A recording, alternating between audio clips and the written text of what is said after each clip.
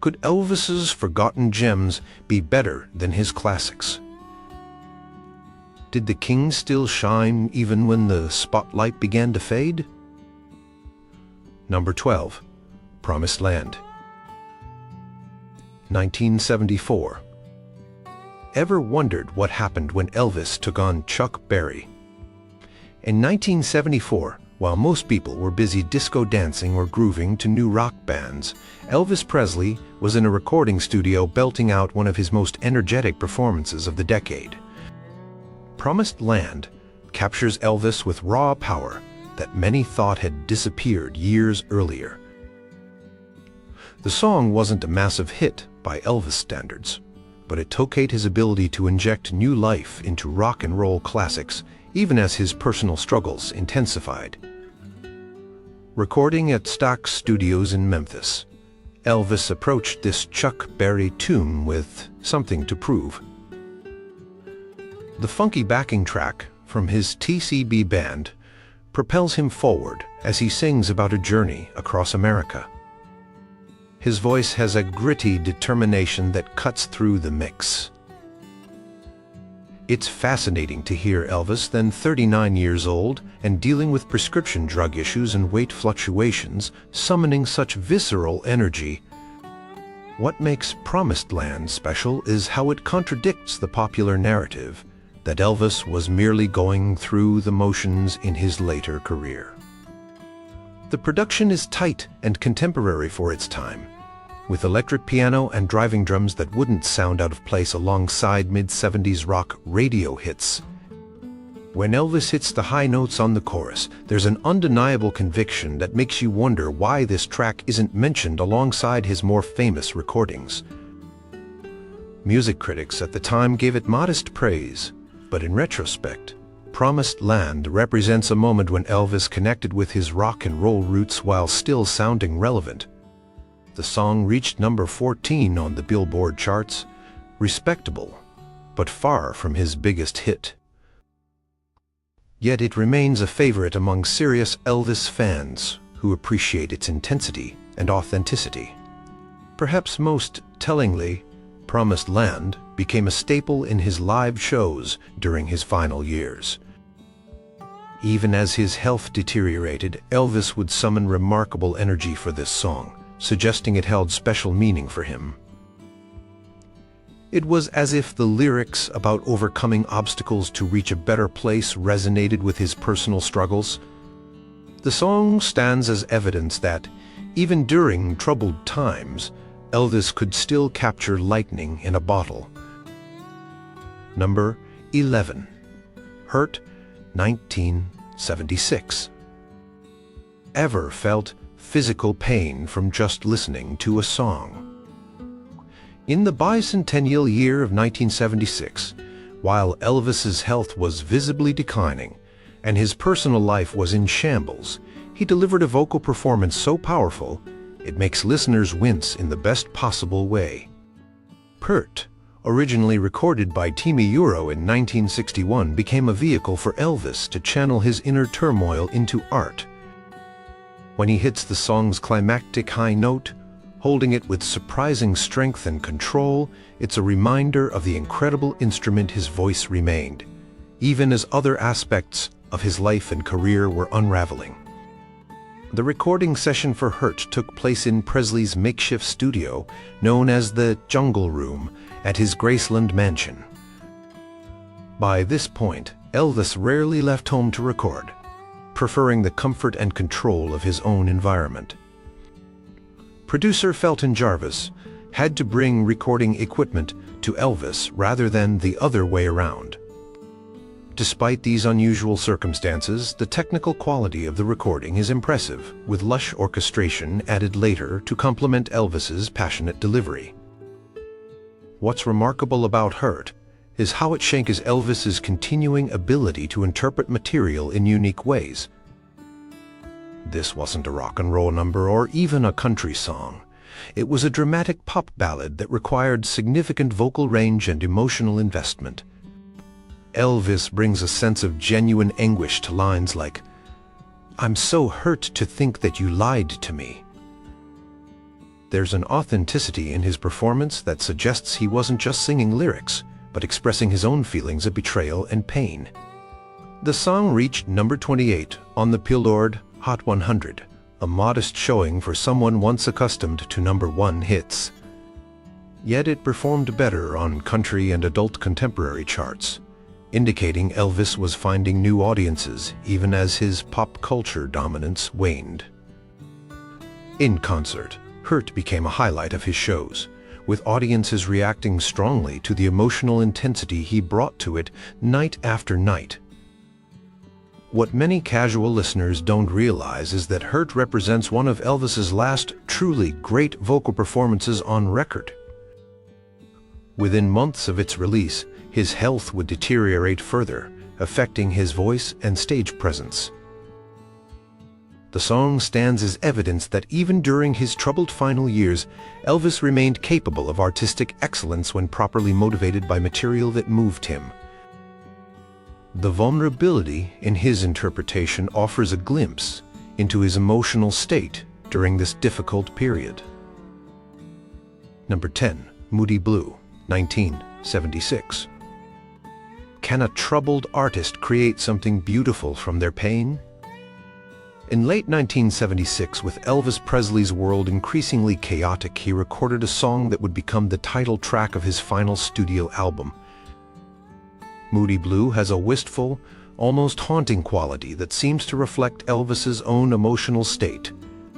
The song's gentle country pop sound, with its distinctive steel guitar and mid-tempo feel, represented a contemporary direction for Elvis that showed he wasn't merely retreating into nostalgia. The recording circumstances were unusual. Elvis was increasingly reluctant to visit professional studios, so RCA Records converted his famous jungle room at Graceland into a recording space. Surrounded by his eccentric decorating choices, complete with green shag carpeting and Polynesian-inspired furniture, Elvis tackled this Mark James composition with surprising sensitivity. James had previously written Suspicious Minds for Elvis, and this reunion produced another memorable track. What makes Moody Blue particularly poignant is how the lyrics seem to parallel Elvis's own situation. When he sings about someone whose moods change unpredictably blue, is the word "I'm feeling so blue." Alternating with moments of happiness, it's hard not to connect this to accounts of Elvis's increasingly erratic behavior. Yet his vocal performance remains controlled and nuanced, showing his continued professionalism despite personal struggles. The song reached number one on Billboard's country charts in early 1977, proving Elvis could still connect with audiences. The single was even pressed on blue cymone, a marketing gimmick that collectors now treasure. What's often overlooked is how Moody Blue represented a solid artistic choice for Elvis. Rather than simply recycling his established sounds, he embraced a contemporary soft rock country crossover style that was commercially viable in the late 1970s. Elvis never performed Moody Blue live in concert, which adds to its special place in his catalog. The studio recording, with its atmospheric production and Elvis's measured, sometimes vulnerable vocal, remains the only version fans have. Released just months before his death in August 1977, the song has taken on additional layers of meaning. Its contemplative mood and lyrics about emotional fluctuations seem almost prophetic in hindsight, capturing the essence of Elvis's final chapter in a way that's both beautiful and heartbreaking. Number 9. Way Down, 1976. Did Elvis's final hit foretell his impending fate? In October 1976, less than a year before his death, Elvis recorded Way Down, a song with an ominous title that would become his last single released during his lifetime. The track features one of Elvis's most distinctive vocal performances from his later years, including a remarkable bass voice section where he drops to his lowest register to sing the titular phrase. This vocal trick highlighted his continuing creativity and willingness to experiment, even as health problems and prescription drug issues were taking their toll. The recording session took place at Graceland's Jungle Room, which had been converted into an impromptu studio to accommodate Elvis's increasing reluctance to leave home, despite the unconventional setting. Way Down has a polished contemporary sound that blended country, pop, and gospel influences, a combination that reflected Elvis's musical roots while still sounding relevant in 1977. The TCB band provides tight instrumental backing, proving that Elvis still commanded top musical talent even during his troubled final years. What makes Way Down particularly interesting is how it contradicts the narrative that Elvis had completely lost his musical direction. The arrangement is modern and confident, with prominent electric piano and gospel-influenced backing vocals.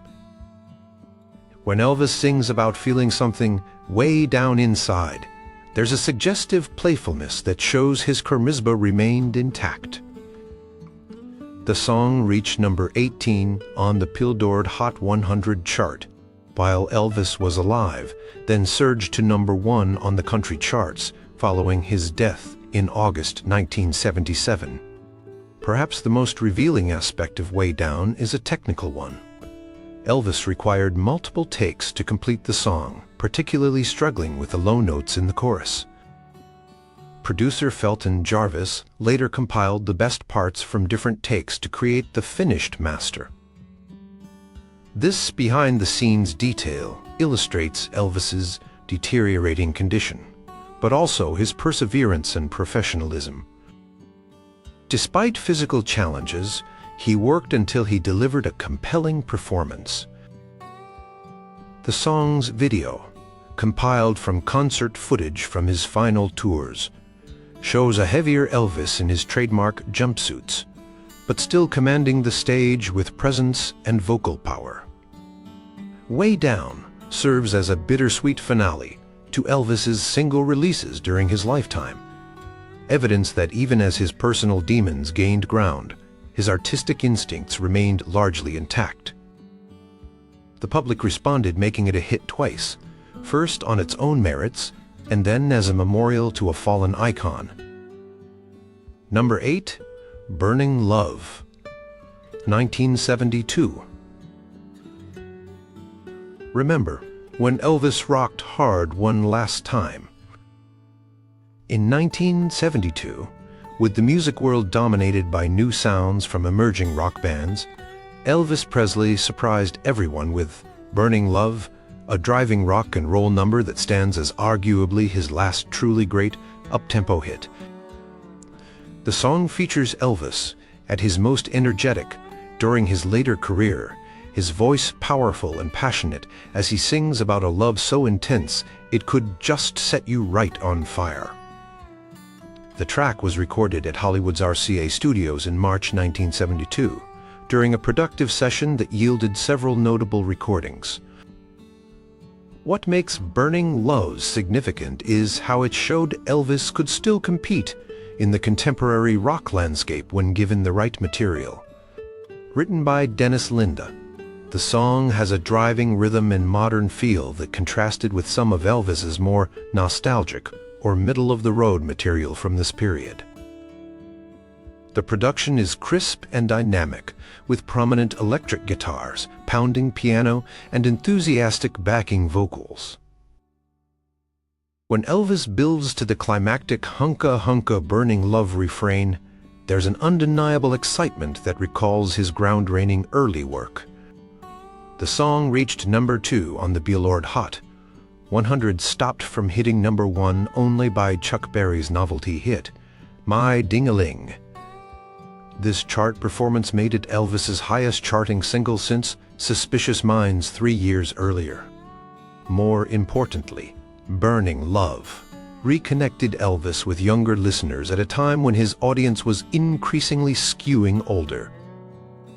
The track received significant radio airplay alongside contemporary rock hits of the era.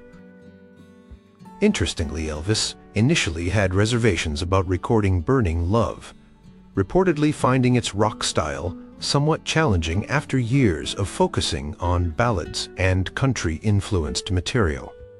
Session musician Dennis Linde ended up playing many of the instruments on the track, creating a sound that was both fresh yet recognizably Elvis.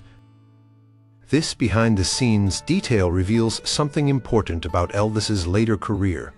His best work often came when pushed slightly out of his comfort zone by collaborators who believed in his continued relevance. In concert, Burning Love became a highlight of Elvis's live shows, though concert recordings reveal that he sometimes struggled to match the energy and tempo in substitute version as his health declined in subsequent years. Nevertheless, the song remained a crowd favorite and a reminder of Elvis's rock and roll credentials. Today, many consider Burning Love the last truly classic rock performance of Elvis's career, a final burst of the raw energy that had made him revolutionary 2 decades earlier. Number 7. Always on My Mind. 1972. Can a single song capture a lifetime of regret? In March 1972, just weeks after separating from his wife Priscilla, Elvis Presley stepped into a recording studio and delivered one of the most emotionally authentic performances of his career. Always on My Mind is a song about acknowledging failure in a relationship and expressing remorse when it's possibly too late. The timing couldn't have been more personally relevant for Elvis, adding an undeniable layer of poignancy to his interpretation of lines like, "Maybe I didn't love you quite as often as I could have." The recording took place during sessions at RCA's Hollywood Studios, a productive period that also yielded Burning Love. But where that song channeled passion and energy, Always on My Mind revealed Elvis's more vulnerable side. His vocal delivery is restrained, yet deeply felt, with subtle inflections that convey genuine emotion without resorting to melodrama.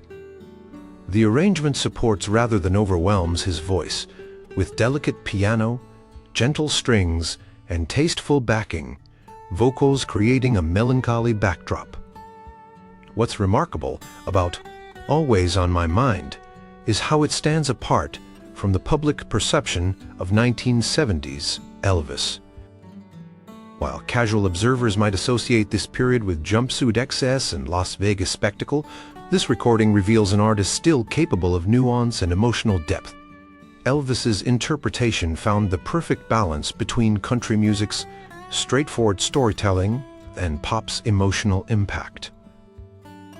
The song reached number 16 on Billboard's Hot 100, number 3 on the country charts, showing his continued commercial appeal across genres. The song has had a fascinating afterlife, becoming a massive hit for Willie Nelson a decade later and winning Grammy Awards. Pet Shop Boys later transformed it into a dance number. Yet many Elvis aficionados consider his version definitive precisely because of its autobiographical undertones. Elvis had a knack for selecting songs that seemed to comment on his own life situation, and never was this more evident than with Always on My Mind. Concert performances of the song became increasingly emotional as Elvis's health and personal problems mounted in subsequent years. By the mid-1970s, there was an added dimension of sadness, as he seemed to be addressing not just romantic failures, but perhaps his relationship with his daughter Lisa Marie and his declining connection with his audience. The song remains a testament to Elvis's interpretive abilities even during troubled times, proof that his artistic instincts remained sharp even as other aspects of his life became increasingly chaotic. Number 6. Unchained Melody, 1977. What does the voice of a dying legend sound like? In April 1977, just 4 months before his death, Elvis Presley performed Unchained Melody during a concert in Ann Arbor, Michigan. The performance was captured on tape and eventually released posthumously. What makes this recording extraordinary is its raw emotional power combined with the visible struggle of a man whose health was rapidly failing. Seated at the piano, unusual for Elvis, he delivers a performance that's simultaneously magnificent and heartbreaking.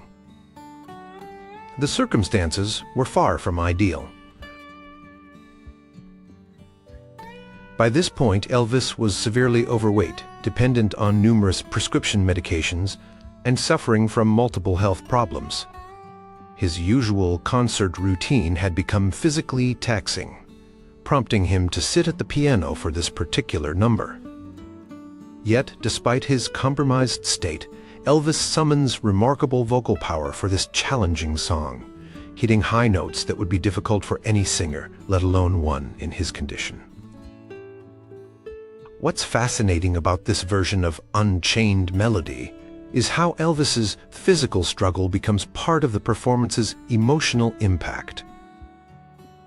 You can hear him breathing heavily, his voice occasionally straining, yet still finding tremendous force when needed.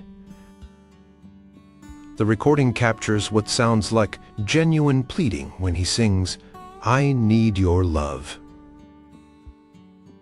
The orchestra supports him with a lush arrangement, but the focus remains entirely on Elvis's voice, which retains its distinctive timbre and emotional expressiveness despite everything. The performance wasn't released as a single during Elvis's lifetime, but appeared on posthumous albums. Music critics and fans have since recognized it as one of the most powerful recordings from his final period. There's something almost voyeuristic about listening to it. You're hearing a man pushing himself to artistic heights while his body is failing him. Yet there's also something triumphant about Elvis's refusal to surrender to his limitations, insisting on tackling one of the most vocally demanding ballads in popular music. Fan-recorded footage of this performance shows Elvis in his infamous jumpsuit, visibly unwell, yet still commanding the stage with his presence. When he reaches for the song's climactic high notes, you can see him summon his remaining strength, resulting in a moment of transcendence. Unchained Melody thus becomes more than just a love song in Elvis's hands. It transforms into a statement of defiance against physical decline, a last demonstration that the essential qualities that made him special remained intact. This performance suggests that even at the end, when much had been lost, Elvis's artistic soul remained largely uncorrupted. Number 5, For the Heart, 1976. Can a song be both a farewell and a new beginning? In February 1976, during the same Jungle Room sessions that produced Hurt, Elvis recorded For the Heart, a Dennis Linde composition with an infectious energy that belied Elvis's deteriorating condition. The song features a driving rhythm, prominent bass line, and one of Elvis's most engaged vocal performances from this period. What most people don't realize is that this relatively overlooked track would indirectly launch another musical legacy. The recording circumstances were challenging. Elvis was increasingly housebound, prompting RCA to bring recording equipment to Graceland. The famous Jungle Room, with its unusual decor and green shag carpeting, wasn't designed for acoustics, yet engineers managed to capture a vibrant, professional sound. Elvis's vocal has a compelling urgency, especially on the chorus, where he pushes his voice with genuine conviction. The backing musicians, including members of his TCB band, provide tight accompaniment that gives the song a contemporary country rock feel. What makes For the Heart particularly interesting is its historical significance beyond Elvis's career. A year after Elvis recorded it, an unknown young group called Ronnie McDowell and the Stamps Quartet covered the song as their first single. The quartet's backup singers included a young bass vocalist named Richard Sturban, who would soon join the Oak Ridge Boys and help that group achieve major country music success. Additionally, this recording session was captured in photographs showing Elvis looking engaged and professional despite his health issues. The song wasn't released as a single, but appeared on the From Elvis Presley Boulevard, Memphis, Tennessee album. While not a massive commercial success compared to his earlier works, the track received positive attention from critics who appreciated its energy and contemporary feel. What's remarkable is how Elvis sounds genuinely invested in the material, suggesting that even during troubled times, the right song could still spark his artistic interest. For the Heart demonstrates Elvis's continuing ability to adapt to changing musical trends. The arrangement incorporates elements of then-current country rock, while remaining recognizably Elvis. His interpretation balances rock energy with country phrasing, touting his versatility as a vocalist. The song represents a path Elvis might have continued exploring had his life not ended prematurely the following year, a more contemporary direction that could have revitalized his recording career. Instead, it stands as an example of the quality work Elvis could still produce, even as his legendary status was increasingly overshadowed by concerns about his health and erratic behavior. Number 4. Trouble, 1975. Remember when Elvis showed he could still rock with attitude? In 1975, with disco dominating the charts and his own health issues mounting, Elvis Presley recorded Trouble, a rollicking piano-driven rocker that proved he could still channel his rebellious roots when given the right material. Written by Jerry Chestnut, the song tells the story of a 19-year-old temptress in a bar, spelled Trouble, capturing some of the dangerous energy that had made Elvis controversial 2 decades earlier. The recording session took place at RCA's Hollywood studio in March 1975, one of Elvis's more productive periods during his later years. His voice sounds remarkably strong and engaged throughout the song with a playful, almost mischievous quality that recalls his early Sun Records days. The arrangement features prominent barrelhouse piano and rockabilly-influenced guitar that provide a perfect backdrop for Elvis's swaggering delivery. When he warns about the young woman whose daddy must have been a baker, "'Cause man, those buns look good," there's a hint of the sexual charisma that had made him a star. What makes Trouble significant is how it contradicts the narrative that 1970s Elvis was only interested in ballads and nostalgic material. The song has genuine rock and roll credentials, and Elvis attacks it with conviction and energy. It reached number 35 on the Billboard Hot 100 and climbed to number 11 on the country charts, showing Elvis could still create commercially viable rockers. Travis Tritt's cover version would become a major country hit in the 1990s, confirming the song's lasting appeal. In concert, Trouble became a highlight of Elvis's live shows during his final years. Performance footage shows him visibly enjoying the number, often playing to the song's humor and innuendo with his famous stage movements. Even as he struggled with weight, gain, and health problems, this song seemed to reconnect him with the rebellious energy of his youth. For audiences who might have come expecting only to hear ballads and classics, Trouble served as a reminder of Elvis's rock and roll credentials. The song's lyrics about age differences, an older man noticing a much younger woman, take on additional complexity when considering Elvis's personal life during this period. His relationship with Linda Thompson had begun when she was 22 and he was 37, and he would later become involved with Ginger Alden, who was 20 years his junior. Trouble thus captures not just Elvis's musical versatility, but also reflects elements of his complicated personal reality during his final years. Number 3. Just Pretend, 1970. Can a song reveal the fantasy world of a troubled icon? In 1970, as Elvis was working to reinvent his career through energetic live performances and the documentary That's the Way It Is, he recorded Just Pretend, a sweeping ballad about creating an imaginary perfect relationship. The song features one of Elvis's most committed vocal performances from his later period, with soaring high notes and emotional depth that showcases often underrated technical abilities as a vocalist. The recording took place during sessions at MGM's soundstage in Culver City, while Elvis was filming his concert documentary.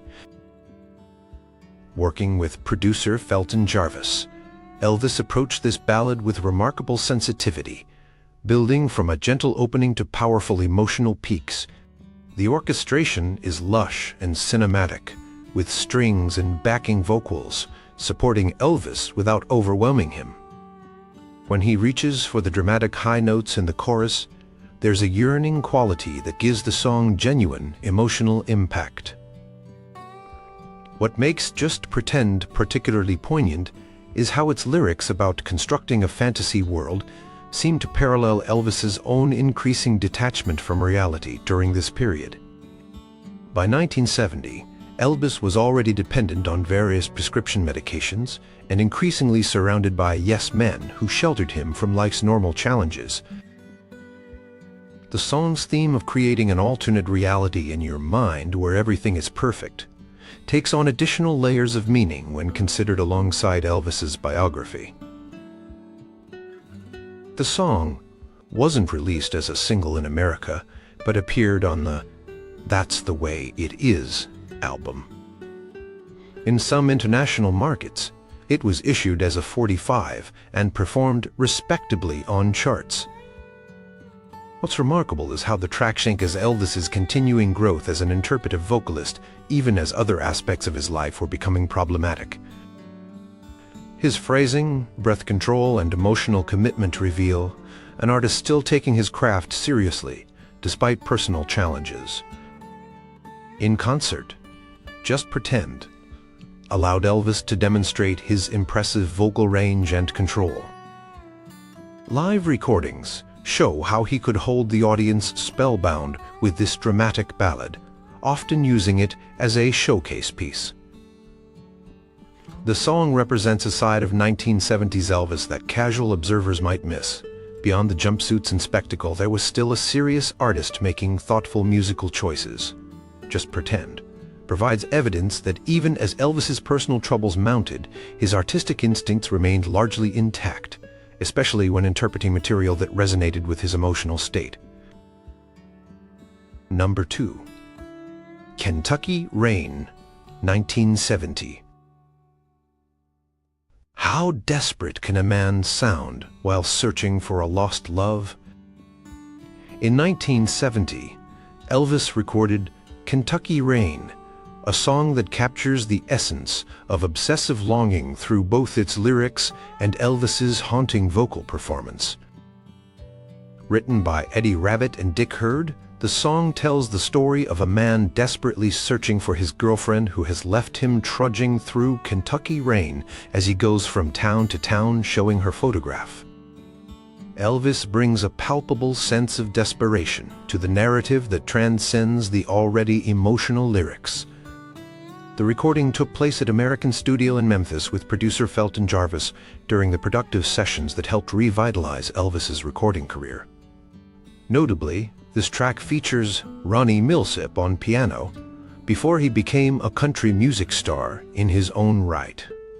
The arrangement builds gradually, with a distinctive piano intro giving way to a full band and eventually orchestral elements. What makes the track special is how the production mirrors the increasing desperation of the narrator. As Elvis's character becomes more frantic in his search, the music intensifies accordingly. Elvis's vocal performance on Kentucky Rain showcases his remarkable ability to inhabit a character through song. He begins with controlled intensity that gradually builds to emotional outbursts. When he sings 7 lonely days and a dozen towns ago, there's a weariness in his voice that suggests genuine exhaustion. By the time he reaches lines like, "So, I'm walking in the rain, walking with the rain," he's fully embodied the character's growing desperation. The performance demonstrates Elvis's underappreciated talents as a storyteller through song. The single reached number 16 on the Billboard Hot 100 and number 3 on the country charts, showing Elvis's continued commercial appeal across genres. What's fascinating is how Kentucky Rain represents a mature evolution of Elvis's earlier heartbreak songs. Unlike the somewhat melodramatic teenage heartbreak of 1950s hits like "Don't Be Cruel," this song depicts adult desperation and obsession with psychological complexity.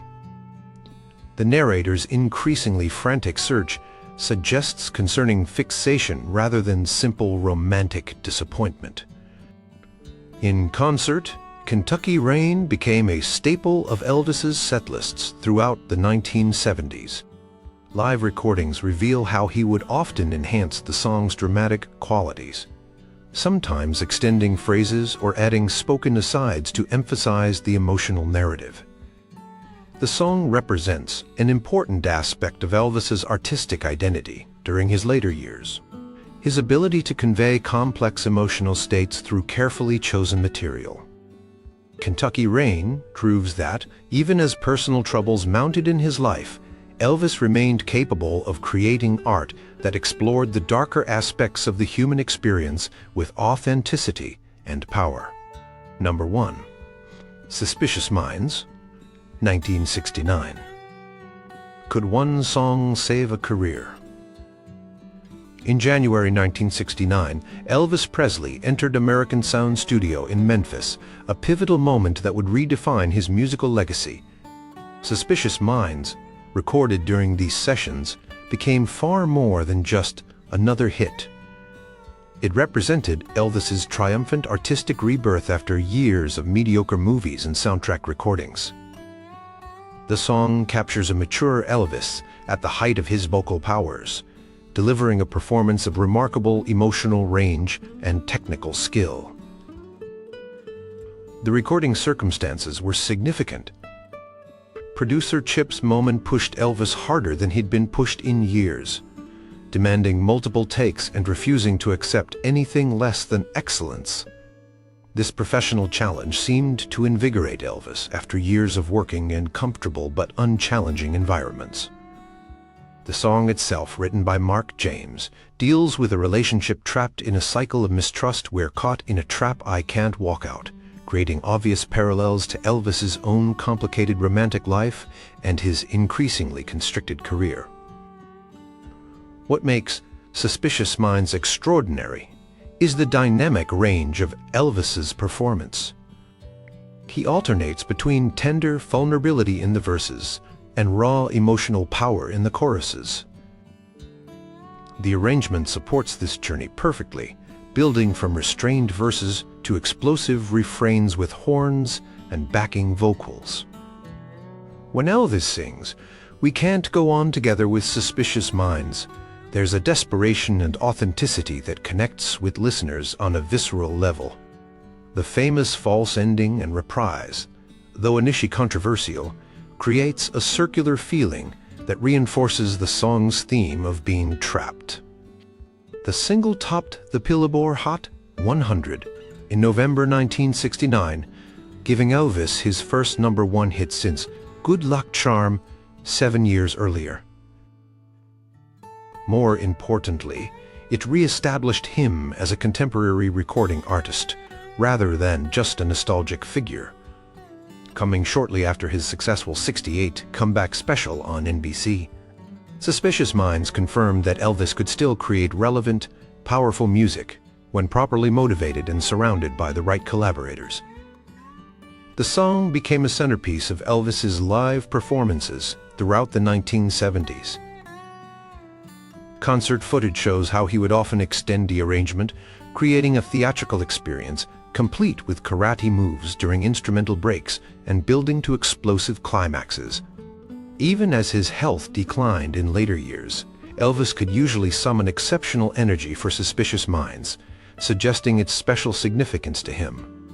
The recording stands as proof that even during troubled times with the right material and production, Elvis remained capable of creating music that would stand the test of time. That this artistic triumph came at the beginning of what would be his troubled final decade makes it all the more poignant. Did Elvis's most authentic work come when he had the most to overcome? Are these overlooked gems actually the key to understanding the man behind the legend?